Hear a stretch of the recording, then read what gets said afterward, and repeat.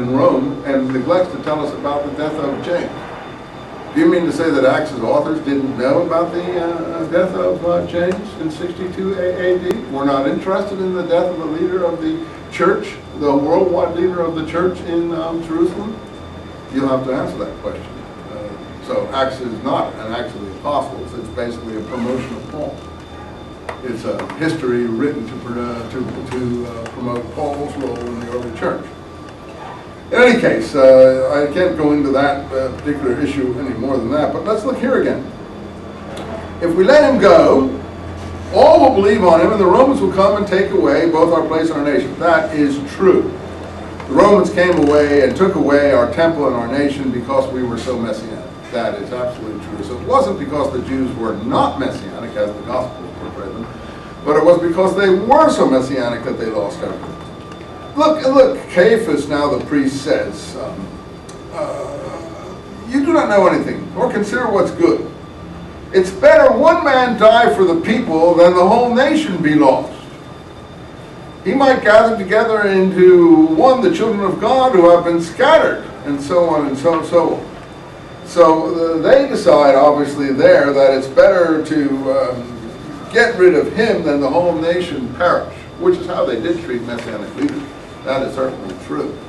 Whether that was the decision taken about Jesus or not, at this point you'll have to decide. But that is quite a different presentation. In other words, they were worried about the Romans destroying the country and the temple. I think that's retrospective too. I don't think that's really historical.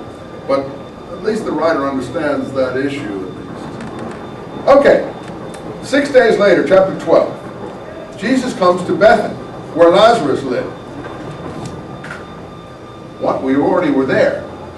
Now we're back again. I think this is the two episodes now conflated.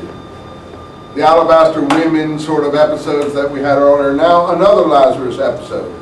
Lazarus, I guess, had already been resurrected, and the text says, he who had died but had been raised from the dead.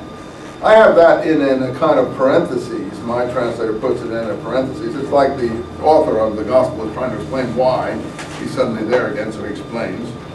And they made a sufferer, and Martha served. Oh, this is the material from Luke about Martha serving and complaining because she has to do all the serving. And Mary getting all of the benefit. And Lazarus was one of those at the table. Now it's Mary who takes the ointment of spikenard. That's what it is. The ointment of, look up spikenard too if you want to get all the spikenard episodes.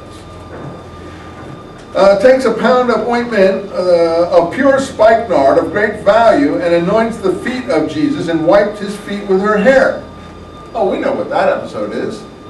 The wiping his feet of the hair was his hair was in Luke, the woman of the city, in chapter 7 of Luke, who did all kinds of things, bathed them with her tears, wiped them with her hair, anointed him, and so on. Now it's Mary, the sister of Lazarus, doing this. You say, well, they're all the same. Well, maybe or maybe not. Now, instead of Simon the leper's house, then one of his disciples, Judas of Simon Iscariot. So Simon Iscariot, Simon the leper, Simon the Pharisee, all have to be grouped together, I submit to you. So they all occur in common context. And who is Simon Iscariot? Well, if you look at the Gospel Apostle list, Simon the Canaanian comes in a cluster of 3 apostles. This is in the synoptic list. James the son of Alphaeus, Simon the Canaanian. Luke will decipher that for us. He will be called what in Luke? Simon Zelotes, Simon the Zealot, which is the same as Simon Iscariot, because Iscariot probably is Simon the Sicarii, the extreme form of the Zealot movement. In any event, these are the arguments that I pursue in both of those 2 books. But those are how to bring the 3 together. Now, Judas Iscariot, Judas is called of Simon Iscariot. If you look at the apostle list, the 3rd person is Judas of James. That's in the Gospel of Luke. I don't have time to run over there and get it for you, but look at the apostle list in Luke and Acts, and then look at the apostle list in Mark and Matthew. It's in, I think, Matthew 10. And the fact of the matter is that, well, John doesn't have an apostle list, so you don't have to look in John. There's no apostle list given to you But the three cluster of three that have the names of Jesus' brothers, James, son of Alphaeus, read Cleophas. Who's Cleophas? I've told you about the difference between Alphaeus and Cleophas. It's just the difference between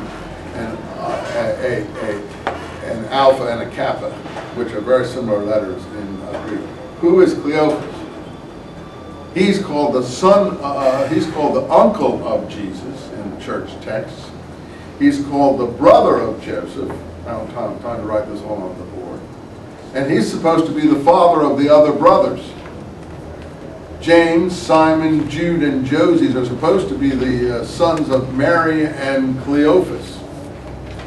Well, that makes Simeon bar Cleophas, who is supposed to be the second successor to Jesus in the Jerusalem leadership of the church after James, not the cousin of Jesus, but actually the second brother, Simon the Canaanian, Simon